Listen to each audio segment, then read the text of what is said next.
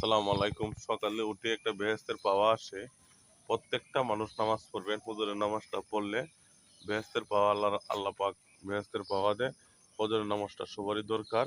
প্রত্যেকটা মুসলমান হিসেবে ফজরের নামাজটা সবাই পড়বেন। সকালে উঠার পরে আলহামদুলিল্লাহ শুকরিয়া আদায় করবেন। ওঠার পরে আল্লাহর হস্তে সবাই নামাজটা পড়বেন। নামাজটা পড়ে যে কাজটাই করবেন বিসমিল্লাহির রহমানির রহিম করে করবেন। আল্লাহ পাক বরকত নাযিল করবে।